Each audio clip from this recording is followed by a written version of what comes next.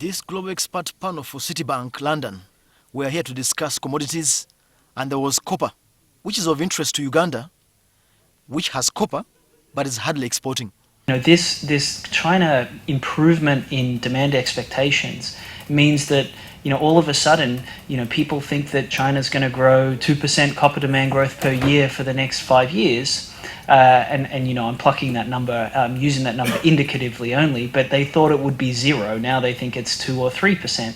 That 2 or 3% demand growth from China works out to mean that you need to build an extra 3 million tons of copper mining production on a 5-year view. So, you've gone from a period where you're like, oh, we don't need any more copper mines, to we need to build a lot of copper mines. Then there was oil, the big commodity, which in Uganda's case has 2 strands: price and cost of exploration. For price, the global prices may never get back to $100 a barrel unless something drastic happens.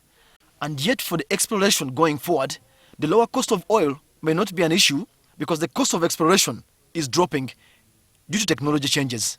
Kind of in Uganda and in African oil production that's focused on deep water as well, you've seen material deflation in the deep water sector, and you're likely to see continued deflation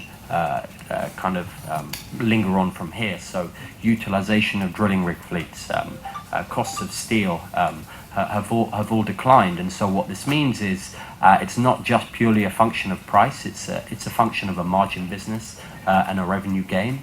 Some projects that are sanctionable are a $50 to $60 oil price because the cost base has come down materially.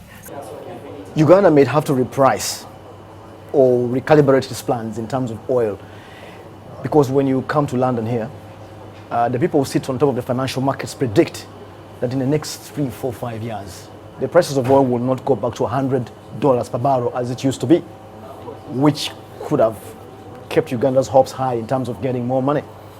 But the prediction is that if they go very high, it will be about $60 or $70 per barrel, meaning that our planning ahead as Uganda should keep that in mind.